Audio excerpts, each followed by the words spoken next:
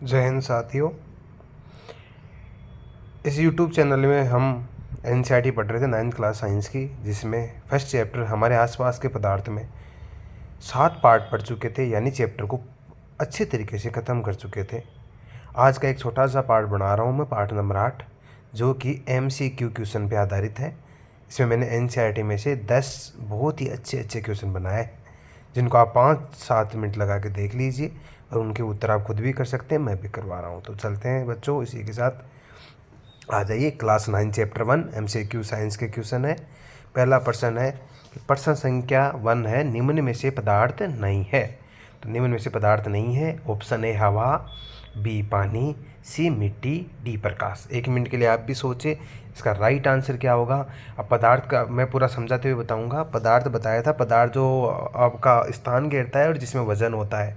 तो हवा भी पदार्थ है, पानी भी पदार्थ है, मिट्टी भी पदार्थ है, बट एक प्रकाश ऐसी चीज़ है जिसका वजन नहीं होता है। कभी भी आपको प्रकाश का वजन नहीं लगेगा। प्रकाश पदार्थ की गिनती में नहीं आता है, यह एक प्रकार की ऊर्जा है। तो ध्यान रखना है, ऑप्शन आएगा डी प्रकाश।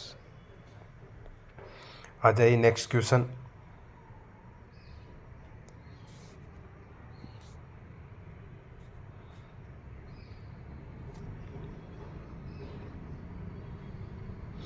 प्रश्न संख्या 2, विसरण सबसे अधिक पाया जाता है।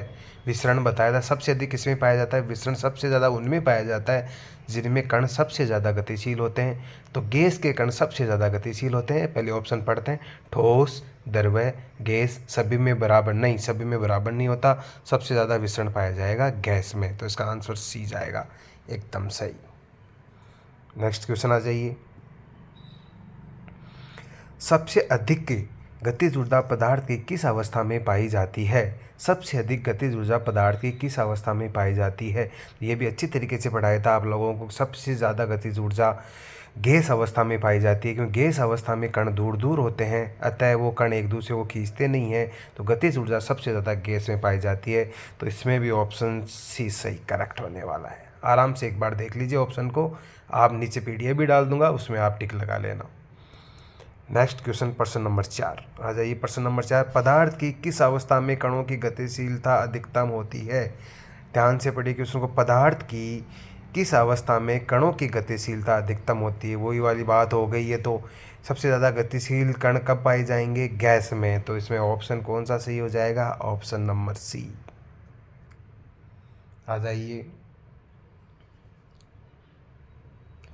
फिर प्रश्न संख्या 5। प्रश्न संख्या 5, पांचवा प्रश्न क्या कह रहा है, निम्न में से कौन सा पदार्थ के कणों का गुणधर्म नहीं है। पदार्थ के कणों के 4 गुणधर्म बताए थे, जाके क्लास पढ़ क्या हो क्या बताए थे। पदार्थ के कण बहुत ज़्यादा सूक्ष्म होते हैं, पदार्थ के कणों के बीच रिक्त स्थान पाया जाता है, पदार्थ के कण गतिशील होते थे और वे एक कण एक दूसरे को आकर्षित करते थे। तो इसमें से ढूंढो ये कौन सा गुण सही नहीं है इसमें से।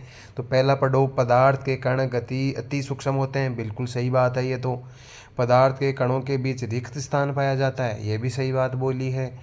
पदार्थ के कण निरंतर गतिशील नहीं होते हैं, ये गलत बात बोली है, उल्टा होना चाहिए था। पदार्थ के कण निरंतर गतिशील होते हैं, यहाँ लिख रखा है निरंतर गतिशील नहीं होते हैं।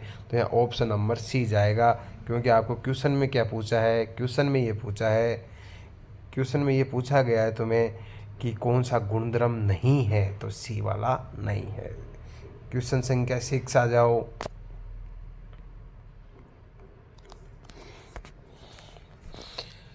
प्रश्न संख्या 6, किसी पदार्थ का ठोस से सीधा गैस में बदलना क्या कहलाता है। याद करो, ये तो बहुत ही महत्वपूर्ण परिभाषाएं थी। किसी पदार्थ का ठोस से सीधा ही गैस में, यानी बिना बीच में द्रव में बदले, क्या कहलाता था भाई। परिभाषाओं में जाके पढ़ना, ऊर्ध्वपातन कहलाता था।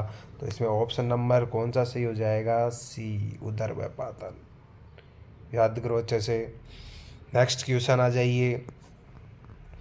प्रश्न संख्या 7, बर्फ का गलनांक केल्विन तापमान में होता है रे। बर्फ का गलनांक पूछा है, तो चलो पहले बराबर चलते हैं। गलनांक कितना होता था बर्फ का, 0 डिग्री सेंटीग्रेड। लेकिन वो तो किस में होता था, सेंटीग्रेड में। तो आप ऐसा करो, उसको केल्विन में बदलो। इसने किस में पूछा है, केल्विन में। तो केल्विन में बदलने के लिए 273 जोड़ते थे। तो 0 डिग्री सेंटीग्रेड में 273 जोड़ोगे तो 273 केल्विन आंसर आएंगे। तो बर्फ का गलनांक केल्विन में कितना होता है, 273 केल्विन। तो ऑप्शन नंबर सी इसमें राइट हो जाएगा आपका, 273 केल्विन। हो गया याद? ठीक है, आगे चलते हैं।